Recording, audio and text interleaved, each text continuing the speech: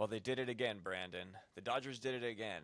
One of the top free agents out there, international free agents out there, is now a Los Angeles Dodger. Tell me if you've heard this story before. We're back. It's Deferred Collusion. It's me, Jesse. We joined, as always, by Branden Bollinger, the king of the South Bay. What's up, buddy? How are you? My captain, oh my captain. That's not how that goes. Jess, it's good to see you. Oh my gosh, I just got more World Series drip. Wow. I don't know if you can read that. It says Championes, dude, in that French? Espanol. I think so. You can see I got a little, does that say 8-time world champions, dude? Wow. It sure does, Jess. It's great to be back at the home that Deferred Collusion built. That's Another interesting Dodgers signing.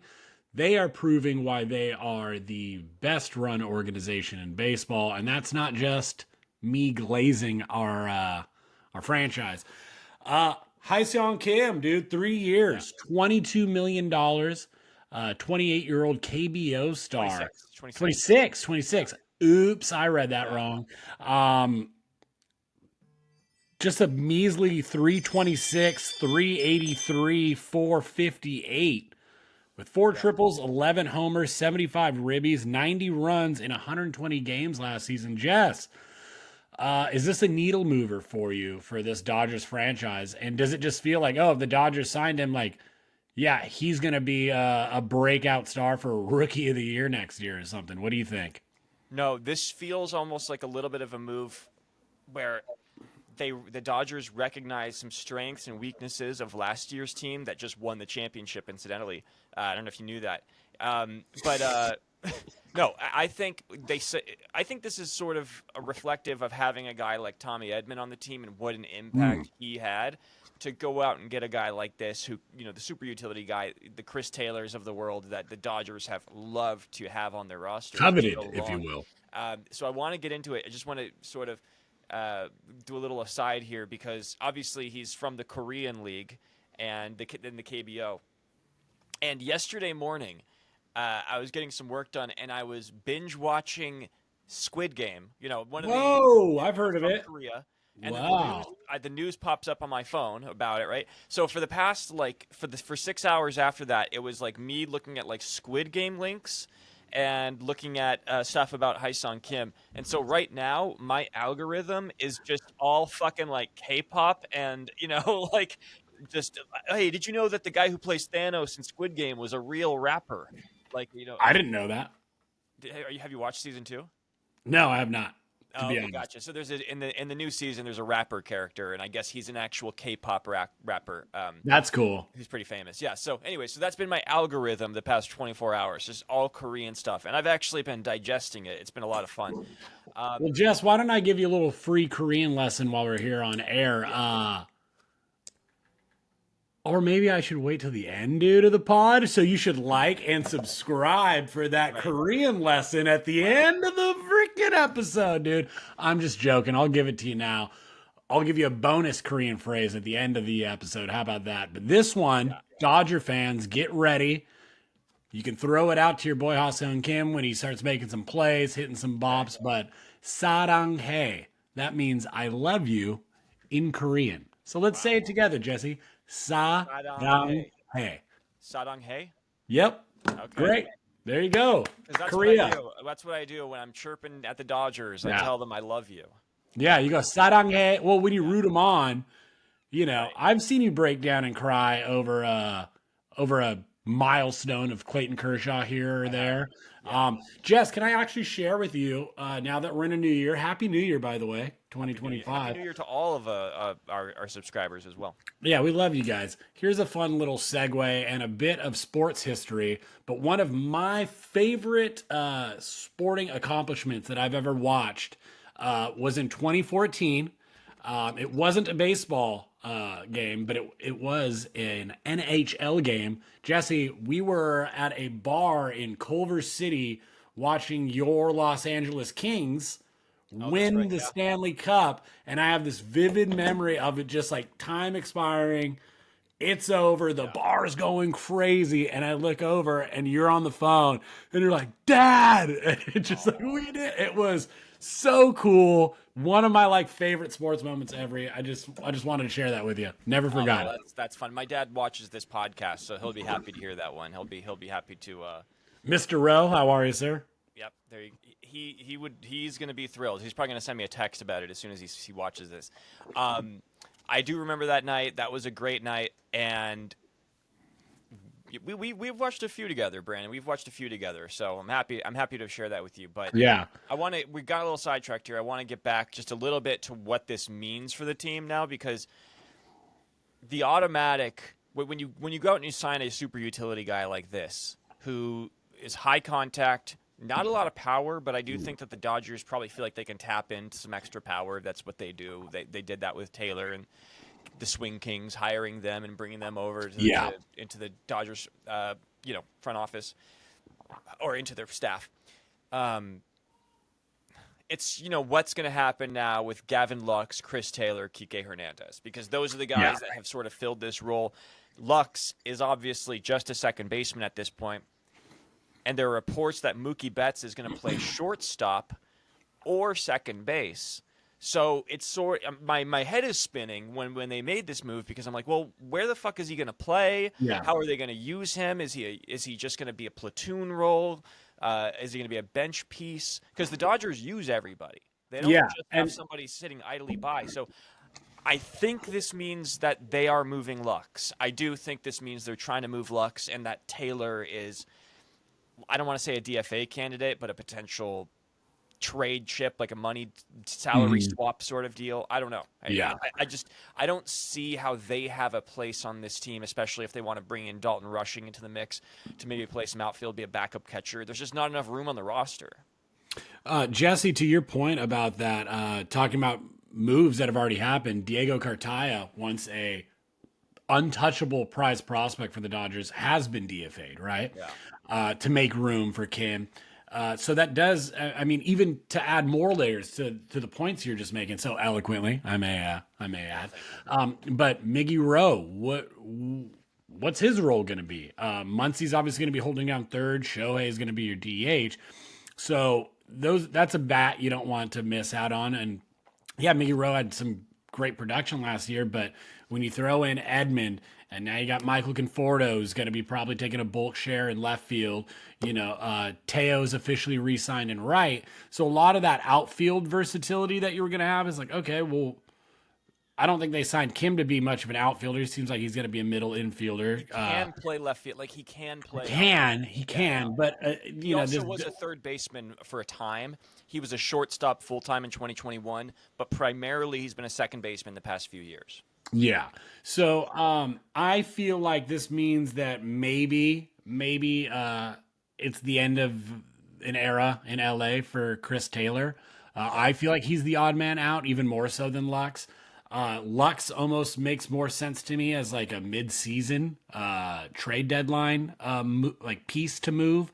And then you have that veteran in Miggy Rowe to maybe take his place. But then again, let's say Lux gets off to a hot start. I could see them maybe switching to like a Miguel Rojas, trade him for some prospects, make some room, whatever. Not that I'm saying I want any of this to happen, but just kind of how Brandon Gomes and the whole Dodgers regime, Andrew Freeman has just worked. It seems like they've been 3 steps ahead on everything. So it does seem like there's some room being made for a Dalton Rushing, and now with Kim being added, this team has so many layers, dude. It feels like it's damn dragon scale armor or something. No weak points. There's all these overlapping. I can't get a blade in there, dude. No, dude. How do I take this juggernaut down? And then look, obviously this isn't like a guy that's guaranteed to be like a part of the everyday lineup, but he could be, and it almost feels a little bit like Gavin Lux insurance. Like, you might be right that they're going to be giving Lux maybe like a little bit more runway, because that last year was his first year back after an ACL tear. He did show signs in the second half of starting to – his OPS was like almost like 900 in the second half. So I think that he showed some signs of improvement. Took a little bit of a regression September and October, but I think like July and August he was really, really, really good. And it might just be Lux insurance, like in case Lux doesn't look good that they can maybe move off of him and then Yeah. insert him in there. And I think it's just as much versatility as you can have is a good problem to have. If like even if it might not make a lot of sense right off the jump. But I think what they're doing is they're really, because they have Teo, Freddie, Mookie, Shohei, Smith, guys with a lot of power. They are placing a premium on whoever is on the bench or whoever is like the versatile players need to be high contact guys. Because I think Chris Taylor kind of became a low contact guy, high pop, low contact. And I think they're sort of moving. Look at what just happened last year about putting the ball in play, how important that is. I think they're having a little bit of like a shift in their philosophy there where they're really starting to prioritize it by they keep Rojas, they re-sign Edman, they sign Hyseong Kim. They are really prioritizing contact guys for their bench pieces.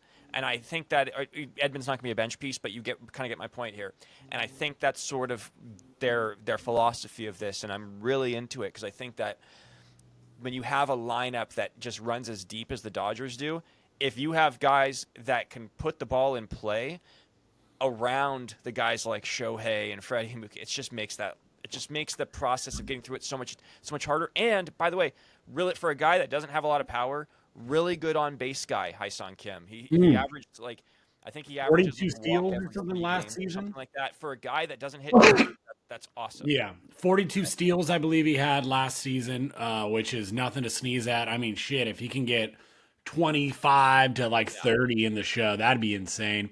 Yeah. And again, Jess, I think what we're even glossing over too, which was so evident in the World Series, but was just base running. Yeah. And the Dodgers have a lot of high acumen base running, which was not the case in the beginning of the season. We saw Shohei run into a few outs, trying to stretch stuff, it felt like, some other sloppiness, but it really cleaned up. And, this is just another guy with a base running tool that is becoming more and more sought after in today's game with the bigger bags, pick-off attempt limitations. It's really freeing up movement on the bag. So, like you said, contact is actually kind of at a premium right now, and I think maybe the Dodgers are getting a little head on a new trend. Just to buttress my point, through three true outcomes a few seasons ago was the hitting philosophy. Now it's not so much, right? It's really interesting how fast baseball moves.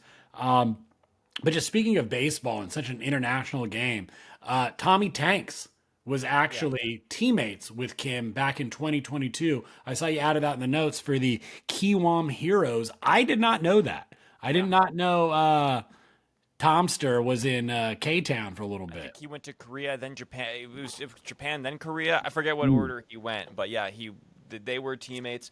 And apparently, oddly enough, Shohei was apparently kind of integral in getting him over here because apparently Shohei signed off on the guy, really liked him, put the signing into his Instagram stories when the Dodgers made the announcement. Shohei put it into his Instagram stories. So he was seemingly pretty excited about this. And apparently the Padres were in on him because they've been looking for a replacement for Hyseong Kim, who is a better power version of Hyseong Kim.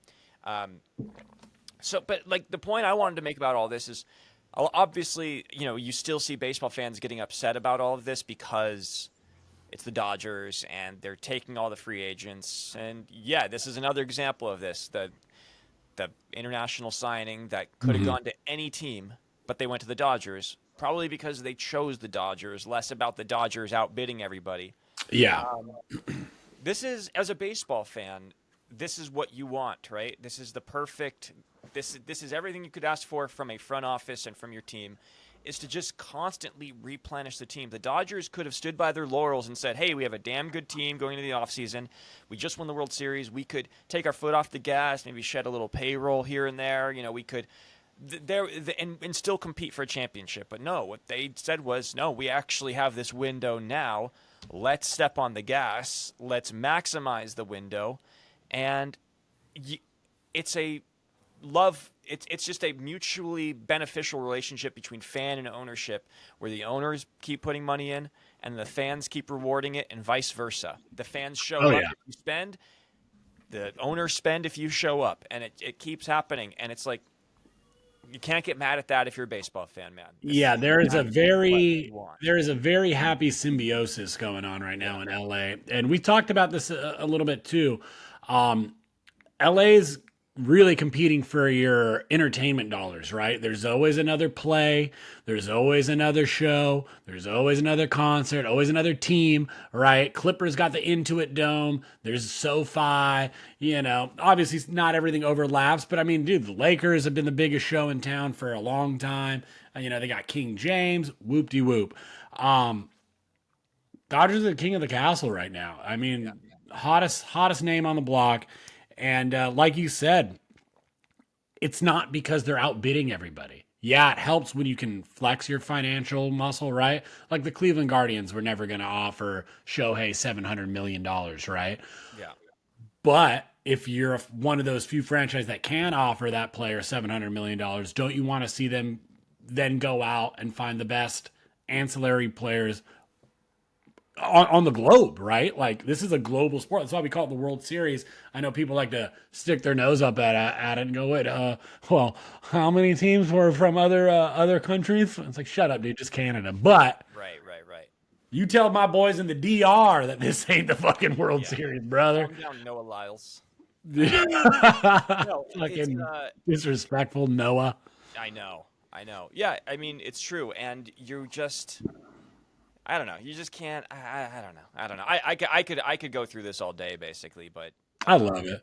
Jess, what kind of impact do you feel that this signing has on Roki Sasaki, dude? The hottest kid at the dance. Everybody wants his number. Well, 20 teams want his number. 10 have not reached out.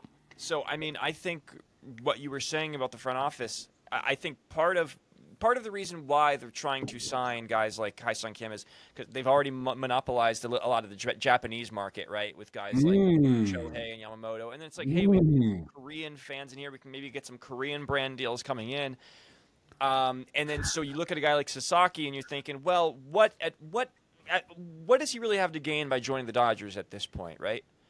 So the only thing that I think it hurts in terms of Sasaki is in terms of like what sort of like how does he stand out amongst all of this, where he could bring the Japanese market to another team and really kind of be a standalone, right? Yeah. But I actually don't think it hurts at all. I think it's just only going to help his decision if he decides to go to the Dodgers. I don't think it hurts his market in any way. I think more so it is kind of strengthening the Dodgers' position here of where would you want to go? Yeah. Because there's only like a few teams that are really showing consistent investment into their fans and into their players. Yeah, and the experience and everything. Yeah. So it's like he could have met with a bunch of different. Apparently, he met with like 20, or there were like 20 interested teams. There's 20, yeah. There was 20 that were in. And he requested that no players be involved, which, a lot of people that were like, oh, there's already this handshake agreement with the Dodgers and Sasaki and, Shohei and Yamamoto are out there. But that kind of shows that, like, hey, I'm looking for development, his words, not mine. Well, do you think that has to do? I'm sorry to interrupt. Like, I wonder if that has to do with maybe his arm a little bit, because it showed that his velocity started to take a little dip, and so because apparently what Joel Wolf said was that he's not prioritizing teams with Japanese players on it. Now that could just be like a leveraging point to like get or just trying to get more people interested, whatever, more guys in the dance. Believing that there's a handshake agreement. You know what I mean? Like totally. And that he's like you said, he's prioritizing teams where he could maybe like get the most out of his arm health, and also the most out of his abilities. And I think that when he's doing that, he's basically saying, I'm concerned that like I might not have a lot of like longevity where as I stand right now. Like I might not be able to throw 100 miles an hour forever. I think there might be some arm stuff going on here, is what I'm trying to say. I agree. And I think that like he's weighing that decision about where is the best place to go for like ensuring that I can have long-term success. Yeah. With my velo dips. Well, Jess, let me ask you real quick, and do you think that's a sign of the times of like current pitchers, right? Just kind of the ethos of being a pitcher today, like velocity, velocity, velocity. Do you think maybe he's like you said in on something, or do you think he maybe knows, even if it's not an injury thing, that this just simply isn't sustainable as you get older?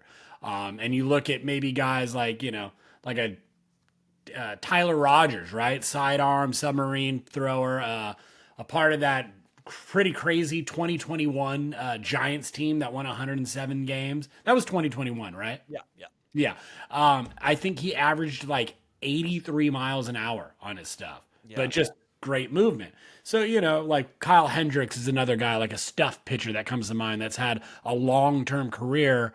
And Sasaki being young, you're not limiting yourself to, I'm going to have a 5-year career. I'm going to have a 10-year career. He's probably looking like, no, I'm going to pitch till I'm 40. I'm looking at Verlander. I'm looking at Scherzer, and I'm going to the MLB a couple years early because I want to be the best in the world. Just like my former teammate, Shohei Ohtani, just like my former teammate, Yoshinobu Yamamoto, who I just watched throw in the World Series, have one of the best games of his career, game 2, just allowing one hit to Soto, that bomb to right field. Right. But Jess, I feel like there is a competitive edge to these players coming out of Asia, where it feels like there is a little extra oomph to their purpose, right? That it's not just to put them on the map, but to put their country, their programs, their, like on the map as like the best in the world, not just professional baseball players, but the best in the world. And it gets me fired up. And like the way teams are rolling out the red carpet for this guy, how they did for Yamamoto and Shohei now before him, it's telling, dude. It's an exciting time for baseball as a global sport. Well, I think here's what I would say is to people who think that he has less to gain by going to the Dodgers where there's already a Japanese presence there, because like you're mentioning that there's so much more to gain now for a Japanese player coming over to the States. I think that when you join something like Shohei and Yamamoto, I actually think that makes you more marketable, because then you're like this 3-headed dragon, for lack of a better phrase. Yeah. Of like them, they are going to be marketed as like the 3 aces, the 3 Japanese aces of the Dodgers, which is something that's never happened before. So that he could get to be part of something that is so uniquely Japanese, that would be so big. It would be huge. It would be, like Totally. It would be like Japanese. The best pitching staff in baseball is spearheaded by 3 Japanese stars. That would be a huge deal for the nation of Japan. Like, that would just be an absolutely massive deal. I think it would mean way more than it would be if like Sasaki went to like the Padres and anchored a very good staff on a very good team. Totally. I just think it would be so much. You'd be like the fucking Japanese Beatles of baseball. You know what I mean? It would be huge. Wow, I like that. I like that. I don't know. That's how I see it. I'm a Dodger fan. I'm maybe a little bit biased, but if I'm looking at it from like a marketability standpoint, I think that's just way more marketable than like, oh, this kid is really good, because he's always going to be in Shohei and Yamamoto's shadow anyway. Like, whether or not he's with the Dodgers, he's always going to be in their shadow. He's always going to be compared to them. Ooh. So I don't know. So that is interesting, because that, now that goes to personality type, right? That's the fun of just guessing. But what if that's what he wants to do? Is he wants to be like, no, fuck these guys. I'm gonna get out of their shadow. I'm gonna cast the shadow. That's exciting too. But Jess, I feel like, just as a layman, I kind of look at it like, hey, if you're an actor and you're interested in, let's say, 20 different movies, right? They're all kind of similar movies, and their end goal is pretty much the same, right? That being the 20 teams that were offering for Sasaki. But it's like, what if one of those teams, or casts, if you will, have, I don't know, like Viggo Mortensen is, the star, and I don't know, maybe like Samwise Gamgee is going to be played by frickin' Rudy himself, or like, I'm using the cast of Lord of the Rings as an example, but like you're not going to not join the cast of Lord of the Rings because Ian McKellen's on it, dude. Like, I don't want to be overshadowed by the star. It's like, no, dude, maybe I'm going to go learn a thing or two, and my career is going to fucking vault from here. That's right. No, you're going to be remembered more for being part of the greater team. That's just kind of, Exactamente, dude. and also another thing though, I will say this: if there was one downside, if he And is, they destroyed that one ring, by the way, dude. They did it. They accomplished their goal. I mean, have you? I mean, like, have you seen the Clerks? By the way, Clerks 2, when he Yeah. describes Lord of the Rings versus Star Wars. That's one of my favorite bits. By the way, I love that fucking. You're my cinema guy, dude. Sorry, I wanted to throw that out there Yeah. for you. If he is concerned about arm health, I will say this: maybe the Dodgers aren't the best place to go, just because they've had a lot of arm injuries the past year, and like Buehler Dude, didn't look great coming off of his second Tommy John. We still don't know how Shohei is going to look. you're But right. that's neither here nor there. Well, that remains to be seen. Walker Buehler, former Dodger, which is just such a painful thing to say. I miss you, Juan. Bregman to the Red Sox. Would that upset you as a Dodger fan if that was actually a real thing? No, it wouldn't, because we've moved on. You gotta move on at some point. We don't forget, you fucking cheaters. Yeah. But if Walker can move on and be buddies with Bregman, they're both Kentucky guys, like Lexington, I think. Yeah, I didn't know this, but yeah, Go ahead. Walker Buehler is big into horses. He's a horse racing guy, and Bregman is a co-owner of one of their horses together. They own a racehorse together. Bregman, I forget where he went to college, but I think it was pretty close. I think him and Buehler played college ball together somewhere before they ended up wherever they ended up, Vanderbilt. And but did Bregman play at LSU? I don't remember. Yeah, no, he was LSU. Yeah, I'm pretty He was sure. LSU, right? Yeah, so they're buddies. So he's trying to get Boston, or a little help getting Bregman over there, I should say. I think that would be a huge pickup. I don't know. It kind of feels like a fit for me. I don't get too excited about Bregman, though. I really don't think his numbers are that good ever since the cheating scandal. Maybe he adds a veteran presence, but I still kind of like him more in Detroit, joining AJ Hinch. His numbers, like his OPS, has dropped a lot since 2019, which is when the scandal broke. Now, is that a confidence thing? Is there more to that? We don't Maybe know. he just needs a change of scenery, But I do think the short porch in the Crawford boxes in left field in Houston played a big part of his power numbers, and I think in Boston the same thing could work for him because of because of obviously the monster. Yeah. So I think that's like the best fit from a numbers standpoint is Boston. If not Houston, it'd be Boston. Detroit, I think, is like his power numbers would go to die. I think I would like to see him there, but I think his power numbers would just. I think that the best fit for him, and I agree about the power numbers. It will die in Detroit. But I think in Detroit, he has the ability to be a centerpiece role with a familiar coach, somebody's won the World Series with, even if it was cheating.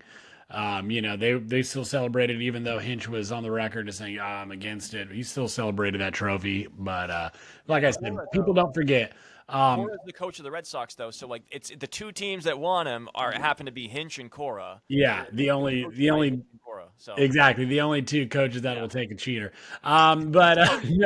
But my point is, I know I'm being kind of just a jerk, but my point is, I think that the best fit for him is Detroit. And I think that's why he hasn't signed, is because he's waiting for Boston to meet a number. And I think that it's probably a little bit higher than this tentative to spend regime in Boston is willing to go. Especially, like you highlighted, somebody whose numbers, OPS, power, slugging, have all dramatically dropped over the 5 seasons, half decade now, since the cheating scandal, bang, bang on your drum, came to light. He's still been good. He's just good. not what he was like 5 years ago. If you'd asked me, I would have said, "Oh, this guy's going to get He's a top 3 third baseman in baseball. Yeah. I'm thinking more. He's in like the 6-year range right now, and he's probably looking for like that 7-year deal from Boston. But so as of right now, we're going to burn through these last few topics here. But as of right now, the top free agents remaining are Bregman, Pete Alonso, Roki Sasaki, Jack Flaherty. I would say those are the big 4 at the moment. Flaherty might be like B level in that range. Whose market do you think has been kind of like hurt and helped the most at this point? Whose market do you think is hurting the most right now? Do you think it's Alonso? Dude, you literally just stole it. Words out of my mouth. Yeah. The person most hurt right now is Pete Alonso. I don't know if anybody else expected Christian Walker to sign before Pete Alonso or Paul Goldschmidt to be traded before Pete Alonso signs. But it sounds like there is a huge chasm between what Polar Pete wants in a contract around like 180 million. I think he wants 6+ years. The Mets offered him 3 at 90, about half of what he's looking for. But I don't think there's a team that is willing to pay more than the Mets for Polar Pete. And I don't think he's one good season away from getting the bag. Right. I mean, we can throw out a few. We talked about the Astros being a good spot for him. Maybe it made sense for them to spend on him since they gave Hader like $90 million to relieve. It's like, all right, well, if you really, value one statistic stats, like for example, first base offensive production, sure, I could see them locking him up. But it appears that the big holdup for everybody has been his defense. And it's not like he's non-athletic, but I think you look at him, what he's done, and what he's going to do. I think a lot of teams are comping him as like a Ryan Howard, except I believe Ryan Howard was an MVP one year. Polar Pete, I don't think has even finished in the top 10 for MVP voting in his career. Fact check me on that, dude. I will be called out wrong. But You got me thinking here because the Astros obviously gave Christian Walker the 3-year deal, but that's basically because Walker is, 34 or something? no, I think he's like 35, 36. So I'm deciding, I want to compare Walker and Alonso here because because you mentioned did you mention the 3-year deal that's what the Mets are offering him? 33. He's 33. Sorry, I was tripping. Yeah. So they offered Alonso a 3-year deal. Right, or that's the reporting, right? And then Alonso probably looking for something like 6 years. I forget who reported it, but yeah, it was around 180 to 200 mil is what he was looking at. He's looking for a big boy deal, a Bregman deal. Compare, because I think Alonso is hurt by the fact that he was, he came storming out the gates. In his rookie year, he hit like 52 homers or whatever it was. Yeah, just had an amazing stretch out the gate, and but if you look at Christian Walker versus Pete Alonso, Christian Walker over the last 3 years has 11.4 WAR. Pete Alonso has 10.2 WAR. Alonso does have better numbers like overall, but like because of Christian Walker's defense, he's got a premium on the WAR. And but if you kind of look at the stats, like their stats are very, very similar. Christian Walker at 250, 332 on base, 481 slug, 813 OPS, 123 OPS plus. Pete Alonso, 243 average, 333 on base, 493 slug, 826 OPS. That's only 13-point difference. He's only got a 131 OPS plus where Walker has a 123 OPS plus. So he's looking for basically like double the contract of a Christian Walker, but he's basically just like a slightly better version of Christian Walker without the defense. And it's like, so basically like it's a wash. Yeah. And so if you're Pete Alonso, you're kind of like, how, I don't know if any team in baseball is going to want to give him a 6 or a 7-year deal. Like, I don't. Why would you want to do that? You're paying Christian Walker a 6-year deal, like $200 million? Fuck no. Yeah, that's fuck basically that. what this would be. So I don't know. It's just you're basically paying because he's going to hit a few extra homers. Yeah. So now, Jess, let me tell you, it sounds like the Angels are in on Alonso, and I just think that makes so much sense. If there's anybody that's going to pay like 150 mil for like an 8-year contract on Alonso, you got the corner infield of fucking Tony Rendon and Polar Pete out in Anaheim. I would go see him. I would go play hooky one day, buy a $35 ticket, and just get my rally monkey out and just watch two guys not athletically swing at some balls. There's one team that's going to give Pete Alonso a 6 or 7 year deal. It would be the Anaheim Angels. It'd be No the question. Lowell Angels, dude. Um, Jess, that leads me to one of our last topics of the day, but frustrating teams, but not just any frustrating teams, just the top 5 most frustrating off seasons right now. Well, you My forgot shouts out to why these. we were bringing up this topic. Go It's for it. because Charlie Morton signed a 1-year deal, $15 million with the Baltimore Orioles, and I think, he's obviously replacing Corbin Burns, right? So, Whoops. oh, there you go again with your, your high tech Sorry, dude. self-driving camera. They have to be one of the more frustrating teams, losing Corbin Burns, losing Anthony Santander, and replacing him with Charlie Morton and Tyler O'Neill. A Bummer. team that was like a World Series pick last year. Like, everybody's picking that team to go to the World Series, and now this is where they're at. Like, are they a wild card team? That question. Yeah. So they I have would to be say one of no. the top 5 most frustrating teams. So who are yours? Who are your top 5 most frustrating teams right now? Jess, this is probably going to surprise some people because I'm a Dodger fan, but I think number 1 has to be the Padres for me. Such a great season last year. It feels like they've been tinkering every year, and the collection of talent has been unreal. And they've had some stretches where they've been obviously the best team in baseball. Look at last season just after the fucking All-Star break. I think they had a couple crazy runs in 21 and 22 as well, notably knocking off the Dodgers in 22 in the playoffs. But yeah, cutting payroll. 2020 and 22. Yeah. Yeah.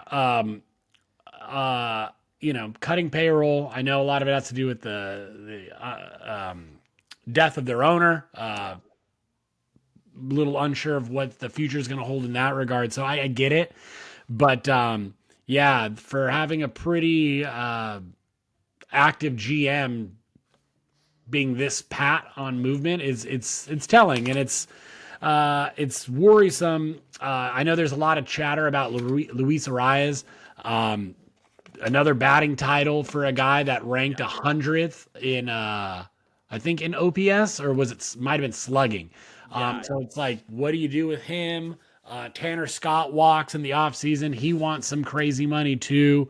I think that's like a kind of a good thing though, because they do have a very good bullpen still. That, like, I don't think they needed Tanner Scott to be like. I think that they actually, like, that's good for them to get that off of there, but that they don't have to worry about re-signing him. I think what hurts them more is that I do think that they were in on Hyseong Kim. Yes. Dodgers snagging him, that hurts them, because I do think they were hoping to move Luis Arias. Yeah. And then they could just replace that style of player with a guy like Hyseong Kim. Might not give you 300 average every year like Arias does, but it's sort of like you can approximate what Arias does a little bit. Definitely. Jess, another team that's pissing me the fuck off. So we've covered the Orioles, we've covered the Padres, the Seattle Mariners. Yeah. What are we doing? The best rotation in baseball, and you can't find a guy to hit the ball, like, at all. Like, how Anthony Santander is not a Seattle Mariner already trips me out. Alonso. Yeah, even Alonso. They need to fix that batter's eye. They need to hire whoever the Guardians hired to work on their outfield. They need a wind tunnel. Yeah, but it's like, what are we doing, dude? You got young Julio, and it's like, I don't know. I don't know what we're doing. You had a Rosarena at the deadline and JT, Justin Turner last year. Yeah. But they're not power guys. They're kind of contact guys. Randy, if you're in the playoffs, will hit nukes all day. But it's just frustrating. We've harped on their ownership before about being stuck at what was their window? Like 85, 86? 85 wins or something like that. 84 wins. Yeah. So just trying to be a C average student. So I don't know. I'm frustrated as hell with them, Jess. I don't know. What would you like to see them do? Maybe get Bregman? I just don't think they're gonna give out the money for a guy like Bregman. And apparently though, like that batter's eye thing is a real deal. Like, that might be like free agents not wanting to come because they're worried they're going to see their numbers plummet. Because like Julio Rodriguez numbers last year just completely tanked, and he needs some protection in that lineup. Like he needs somebody hitting behind him that's a threat, and they just don't really have it. So yeah, I agree. Like the Mariners, they have this window with this incredible pitching staff. If you can't maximize it with some bats, you're kind of it's just going to waste. It's pretty unfortunate. I think that I might have a little bit of a saucy take here, maybe a little bit of like just getting the haters riled up. I'm a little disappointed in the Mets, and I know what you're thinking. Like, oh, dude, you signed Juan Soto, you signed Sean Manaea, you signed Frankie Montas. They've been active. It's like, yeah, okay, they made the biggest splash of the offseason, no question about it, right? But since then, they just brought back Sean Manaea, who is basically approximates the same thing, who was like a career 4 ERA guy that like he's not an ace. I like feel like a lateral movement. He's not an ace. He's a great number 3. Great number 3. Ooh. But there was Corbin Burns and Max Fried out there. There was Blake Snell out there. Like I think that if they were in on Soto, they should have also. Your window starts right now, dude. Like your window starts right now. And I just don't know if that pitching staff with Kodai Senga at the top is good enough to really do much. Now, look, they're still going to be a good team, but I just don't know if they have enough for me to like really start taking them seriously yet. Because I do think they were a little bit like lucky to make the NLCS. I'll put it that way. I still think they're a good team, but I think that they kind of just hit the stride at the right time. It's going to be hard to replicate what they did, even with So that's just a weird little hot take that I have. Yeah, I'm actually really dig what you're saying. I agree. And then these last two are just kind of the same for me. But the Twins, I don't know what the fuck they're doing. I don't. They've been flirting with trying to. The Padres gave out that fucking contract to Xander Bogaerts that they're regretting.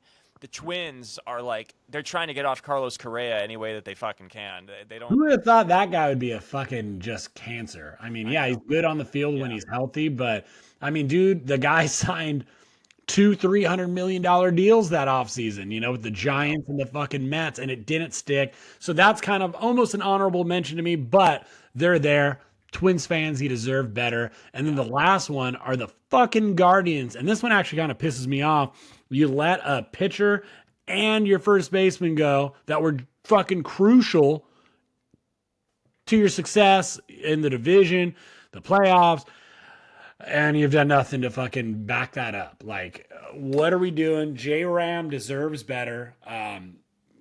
The city deserves better. So it's frustrating as fuck. They signed Carlos Santana. Neat. But not needle movers. And then just, because we're kind of running out of time, just to power through. Blue Jays, obviously. I know we're at like 7 teams now, but Blue Jays super fucking frustrated and can't get anybody to take their money. Yeah, Shouts out Josh Donaldson and Russell Martin for suing them and getting their fucking money back. I don't know if maybe that soured the market for them. Yeah. But they're trying. They're trying. But they're trying, but still frustrating. And then on the flop side of fucking trying, the Miami Marlins spending $0 in this offseason going into the 2025 season. So Marlin fans, I guess you're going to be going just to save that money to go to a University of Miami game, go to a Florida State game. Go check out something other than their shitty product until they're really. The Marlins don't even deserve to be on the most frustrating list just because there was no expectations for them to do anything other than this anyway. So it's like we can't say that it's been frustrating. Derek Jeter never quit anything in his life, and he quit the fucking Miami Marlins ownership as quick as he fucking could. Shouts out Kim Ang. Hope you're doing good, sister. Yep. Jess, the last thing that I wanted to talk to you about was just a little bit of a gear grinder for me. And that is SportsCenter of ESPN fame, failing big stream media fucking sportscasters, given their top plays of the 2024 athletic season, all sports, ranking Freddie Freeman's walk-off grand slam in the 10th inning of Game 1 of the World Series as the 6th most important or noteworthy play of the year. Jess, how fucking dumb is that shit, brother? Yeah, I mean, Not even in the top 5. I don't even know what the top 5 was, but I'm pretty sure one of them was like a dunk, if I'm not mistaken. But either way, Exactly. You're at a loss. a gold medal winning performance or something like that, like maybe I could put above it. But just in terms of what do you want in sports if it's not for like last minute heroics to win the big game? Right. That's what sports is all about. And baseball is one of the top 3 sports that should have at least been top 3. If you have a walk-off home run in the World Series, it should at least be top 3. It's one of the top 3 American sports in the world, so it should at least be top 3. Yeah, 100%. Has to be top 3. I don't know. Has to be top 3. I think it's mad disrespectful. It's literally what kids imagine doing. Walk off. You're just walking down the street. You find a stick. Yeah. Oh, bases juice, 2 outs, bottom of the 9th. Even though it's the 10th. But it's one of those things where I don't know. I don't get it. I don't get how people judge these things. It's like our boy Cam Newton thinking the WNBA is going to be fucking surpassing the MLB in viewership in the next 2 decades. There's just this weird gray spot that it feels like for people that aren't fans of the sport. They just think nobody's watching. It's like, you couldn't be more wrong, fella. Yeah, like I know. handing out 700 millo like it's going out of fucking style. I think that like that. I watched that highlight on TikTok, MLB's TikTok account. I think it had like 3 million likes on it or something. I mean, it was Crazy. a really viral moment. So Crazy. I don't know. It's one of those things where I'm like, okay, you know what? I just don't take it. I guess I don't take it that seriously because I'm like, if you're a sporting account and you rank that as number 6 of the year, then I'm kind of just like, I don't know how much you. If you don't care about if that's how little you care about baseball, then like I just I'm not going to take it seriously anyway. Yeah, because it's like, okay, what could be higher in a baseball game? Game 7 walk off, would that get it in the top 3? Like, get the fuck out of here. But Jess, it leads me to this. The finals sucked too. So if anything from the NBA finals was in there, I don't want to fucking hear it. The NBA right, dude, they could suck me right up, dude. But Jess, before we get out of here, I owe you one more Korean phrase. So thank you to all of our friends, fans, and listeners for making it this far. Please remember, Deferred Collusion is coming at you at a multitude of media facets. As always, right here on YouTube, please like, subscribe, comment, share. It really, really helps us grow the channel. Spotify, Apple Music, we are on there. And as always, Instagram, TikTok. We're trying to get Twitter going and maybe Blue Sky. So if those are your preferred modes of social mediaing, we'll meet you over there. But Jess, you know what I say to anybody hating on our favorite game of baseball who doesn't have Freddie Freeman's walk-off grand slam is obviously the number 1 sports moment of the year. In Korean, I would tell them Hajima. And Hajima just means shut up. So Jess, feel free, take that. This has been Deferred Collusion. I'm Branden Bollinger. This is my host, my partner in crime, Jesse James Outman Revealed Rowe, King of Crespi. It's time for us to Hajima, Branden. Whoa, dude! Tip of the cap. That's multilingual. That's the kind of global view of sports that you get here. We're a global brand. Deferred Collusion. We're a couple of global guys. Yeah, dude. Thank you guys so much. We love you. Jess, I love you. This has been a blast. We'll see you guys next time. Keep screwing it in, brother. We'll see you soon. And go watch Squid Game. Peace. I have not watched it yet. Yeah, you gotta watch it. It's fun. Gotta watch it.